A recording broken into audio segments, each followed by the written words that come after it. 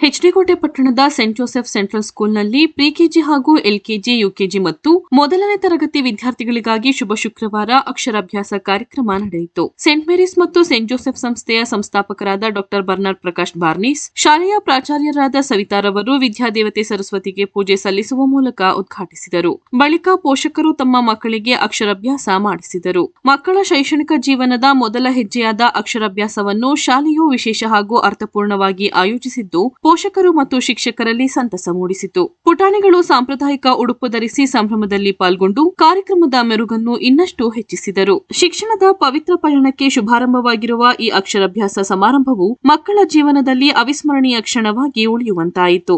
ಸಂಸ್ಥೆಯ ವ್ಯವಸ್ಥಾಪಕರಾದ ಡಾ ಬರ್ನಾರ್ಡ್ ಪ್ರಕಾಶ್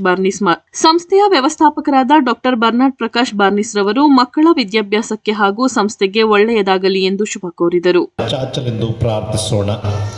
ವಿಶೇಷವಾಗಿ ಸಂಸ್ಥೆಯ ಮೇಲೆ, 3 ವಿಭಾಗದ ಮುಖ್ಯಸ್ಥರ ಮೇಲೆ, ನಮ್ಮ ಸಂಸ್ಥೆಯಲ್ಲಿ ಓದುತ್ತಿರುವ ಮಕ್ಕಳ ಅಜ್ಜ ಅಜ್ಜಂದಿರು, ತಂದೆ ತಾಯಿಗಳು, ಅವರ ಕುಟುಂಬ ವರ್ಗದವರು, ಹಿತೈಷಿಗಳು ಹಾಗೂ ನಮ್ಮ ಎಚ್ಡಿಕೋಟೆ ತಾಲೂಕಿನಲ್ಲಿರುವ ಎಲ್ಲ ಜನರನ್ನು ದೇವರ ಪಾದಕಮಲಕ್ಕೆ ಅರ್ಪಿಸೋಣ.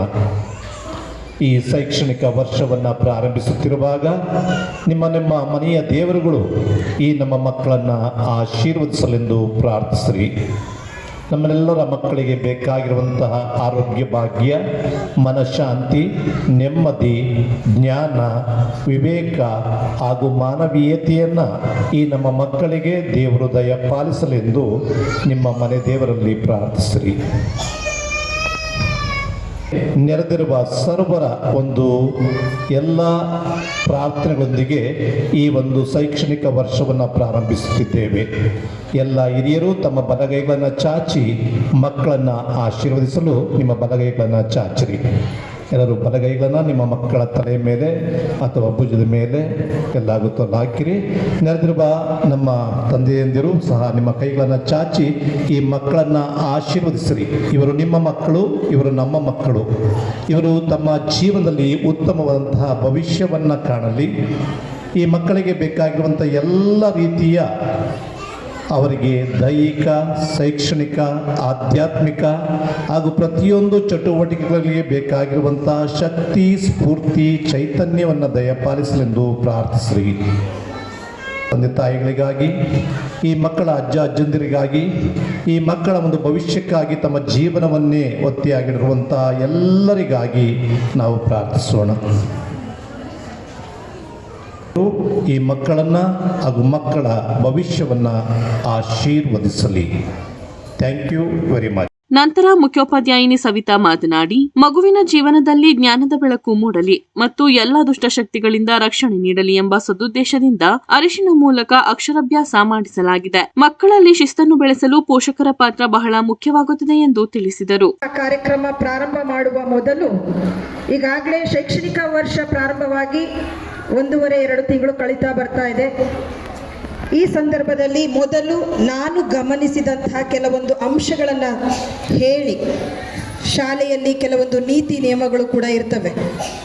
ಅದನ್ನು ಪಾಲಿಸಿದ್ರೆ, ನಮ್ಮ ಜೊತೆ ಸಹಕಾರ ಕೊಟ್ಟರೆ ಇವತ್ತು 1008 ಮಕ್ಕಳು ಇರುವಂತಹ ನಮ್ಮ ಸಂಸ್ಥೆ ಇನ್ನೂ ಚೆನ್ನಾಗಿ ನಿಮ್ಮ ಸಹಕಾರದಿಂದ ಬೆಳೆಯಬಹುದು ಮತ್ತು ಅದರ ಜೊತೆಗೆ ನಮ್ಮ ಮಕ್ಕಳನ್ನು ಒಂದು ಶಿಸ್ತುಬದ್ಧ ಜೀವನದಲ್ಲಿ ನಡೆಸಬಹುದು ಅನ್ನುವಂಥ ಆಶಯದೊಂದಿಗೆ ಪ್ರಥಮವಾಗಿ ನಮಗೆ ಸಾಮೂಹಿಕ ಪ್ರಾರ್ಥನೆ ಇದೆ. ಶಾಲಾ ವಾಹನದಲ್ಲಿ ಬರುವಂತಹ ಮಕ್ಕಳು ಅವ್ರು ಬರ್ತಾರೆ. ಆದರೆ HD ಕೋಟೆಯಲ್ಲಿ ಲೋಕಲಲ್ಲಿರುವಂತಹ ಕೆಲವೊಂದು ಪೇರೆಂಟ್ಸ್ನ ನಾನು ಗಮನಿಸಿದ್ದೀನಿ. 10 ಗಂಟೆ ಆದರೂ ಶಾಲೆಗೆ ಕರ್ಕೊಂಡು ಬರೋದಿಲ್ಲ, 10:15ಗೆ ಬರ್ತಾ ಇರ್ತಾರೆ ಒಬ್ಬೊಬ್ಬರಾಗಿ. ಹಾಗಾಗಿ ದಯಮಾಡಿ ಇದು ಮುಂದುವರಿಬಾರ್ದು. ನಾಳೆಯಿಂದ ಅಥವಾ ಸೋಮವಾರದಿಂದನೇ ಇದು ಮುಂದುವರಿಯಬಾರ್ದು. ದಯಮಾಡಿ ಸರಿಯಾದ ಸಮಯಕ್ಕೆ ಅಂದರೆ 9:20 ಒಳಗಡೆ ಮಕ್ಕಳೆಲ್ಲರೂ ಶಾಲಾ ಆವರಣದೊಳಗಡೆ ಇರುವಂತೆ ದಯಮಾಡಿ ನೋಡ್ಕೊಳ್ಳಿ. ಎರಡನೇದಾಗಿ, ನರ್ಸರಿ ವಿಭಾಗದ ಪೋಷಕರು ಮಧ್ಯಾಹ್ನ ಊಟ ಮಾಡಿಸೋದಕ್ಕೆ ಬರ್ತೀರಿ, ಬನ್ನಿ, ತೊಂದರೆ ಇಲ್ಲ. ಆದರೆ ಮಧ್ಯಾಹ್ನ ಊಟ ಮುಗಿಸಿದ ಮೇಲೆ ಮಧ್ಯಾಹ್ನ ಮನೆಗೆ ಕರ್ಕೊಂಡು ಹೋಗುವ ಹಾಗಿಲ್ಲ. ದಯಮಾಡಿ ಅದನ್ನು ಗಮನಿಸಿ. ನರ್ಸರಿ ಅಂದರೆ ನಾನು ಏನಂತ ತಿಳ್ಕೊಂಡಿದ್ದೀನಿ ಅಂದರೆ, ಒಂದು ಮನೆಗೆ ಏನು ಅಡಿಪಾಯ ಬೇಕೋ ಆ ಅಡಿಪಾಯ ನರ್ಸರಿ ವಿಭಾಗ ಮತ್ತು 1ನೇ ತರಗತಿ.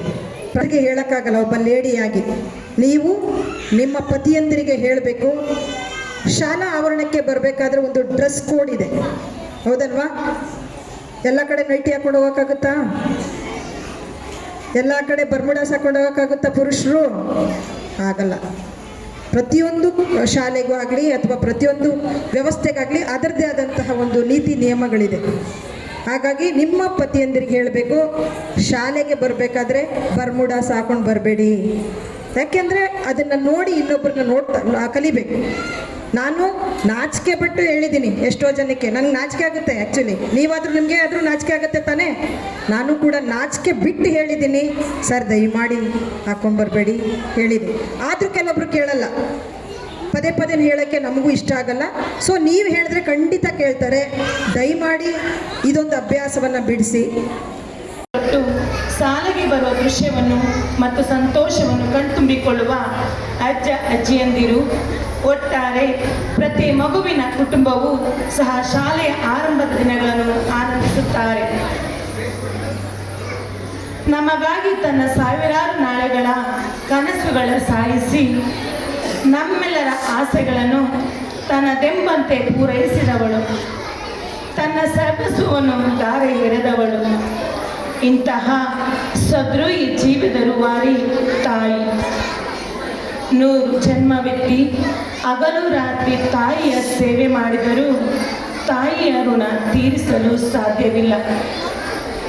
ಮಮತೆಯ ಮಡಿಲು, ತ್ಯಾಗದ ಹೊಡಲು, ದೈವ ಸ್ವರೂಪಿಯಾಗಿರುವ ಎಲ್ಲ ತಾಯಂದಿರಿಗೆ ನಮ್ಮದೊಂದು ಸಲಾಂ. ಇಂತಹ ಸಂದರ್ಭದಲ್ಲಿ ಪೋಷಕರ ಜವಾಬ್ದಾರಿಯಷ್ಟೇ ಶಿಕ್ಷಕರ ಪಾತ್ರ ಅಗಾಧವಾದುದು. ಈ ಶಾಲಾ ಪೂರ್ವ ಹಂತದಲ್ಲಿ ಮಕ್ಕಳಿಗೆ ಕಲಿಕೆಯನ್ನು ನೀಡುವುದು ಒಂದೆಡೆಯಾದರೆ, ಮಕ್ಕಳ ಹುಸಿನಗೆಯನ್ನು ಸವಿಯುತ್ತಾ ಪ್ರತಿಯೊಂದನ್ನು ತಿದ್ದಿ ತೀಡಿ ಪೆನ್ಸಿಲ್ ಹಿಡಿಯುವುದರಿಂದ ಹಿಡಿದು ಬಟ್ಟೆ ಹಾಕುವವರೆಗೂ ನಿಮ್ಮ ಮಕ್ಕಳು ಕಾಳಜಿ ವಹಿಸಿ ನೋಡಿಕೊಳ್ಳುತ್ತಿರುವಲ್ಲಿ ನಮ್ಮ ಶಾಲೆಯ ಪಾತ್ರ ಮಹತ್ತರ. ಮಕ್ಕಳ ಲಾಲನೆ ಪಾಲನೆಗೆ ನಮ್ಮ ಶಾಲೆಯಲ್ಲಿ ಮೊದಲ ಆದ್ಯತೆ ನೀಡಲಾಗಿದೆ. ತಾಯಿಯ ಮಡಿಲಷ್ಟೇ ಸುರಕ್ಷಿತವಾಗಿ ಮಮತೆ ತೋರುವ ತೊಟ್ಟಿಲಾಗಿ ನಮ್ಮ ಶಾಲೆಯು 1 ದಶಕ ಅಂದರೆ 10 ವರ್ಷಗಳಿಂದ ತನ್ನತ್ತ ಹೆಜ್ಜೆ ಇಟ್ಟ ಪ್ರತಿ ಮಗುವನ್ನು ಸಲಹಿ ಪೋಷಿಸಿದೆ. ನಮ್ಮ ಮುಖ್ಯ ಶಿಕ್ಷಕಿಯವರು ಮತ್ತು ನಮ್ಮ ಶಿಕ್ಷಕ ವೃಂದ ಮಗುವಿನ ಬೆರಳನ್ನು ಹಿಡಿದು ಜ್ಞಾನದ ಕಡೆಗೆ ನಡೆಸುತ್ತಿದ್ದಾರೆ. ಆಟ, ಪಾಠ, ಊಟ, ಚಿತ್ತಾರ ಹಾಗೂ ನೃತ್ಯಗಳ ಜೊತೆಗೆ ಶಿಸ್ತು, ಸಮಯ ಪಾಲನೆ ಎಂಬ ಹಲವಾರು ಮೌಲ್ಯಗಳನ್ನು ಮಕ್ಕಳಲ್ಲಿ ಮೈಗೂಡಿಸಲು ನಾವೆಲ್ಲರೂ ಶ್ರಮಿಸುತ್ತಿದ್ದೇವೆ. ಈ ವೇಳೆ ಕ್ಷೇತ್ರ ಸಂಪನ್ಮೂಲ ಅಧಿಕಾರಿಗಳಾದ ಶಿವಕುಮಾರ್, ಸೇಂಟ್ ಮೇರೀಸ್ ಪದವಿ ಪೂರ್ವ ಕಾಲೇಜಿನ ಪ್ರಾಂಶುಪಾಲರಾದ ಸಂತೋಷ್ ಕುಮಾರ್, ಸೇಂಟ್ ಮೇರೀಸ್ ಪ್ರೌಢಶಾಲೆಯ ಮುಖ್ಯೋಪಾಧ್ಯಾಯಿನಿ ಸುನೀತಾ ಸೇರಿದಂತೆ ಬೋಧಕ ಮತ್ತು ಬೋಧಕೇತರ ಸಿಬ್ಬಂದಿಗಳು ಹಾಗೂ ಪೋಷಕರು ಉಪಸ್ಥಿತರಿದ್ದರು.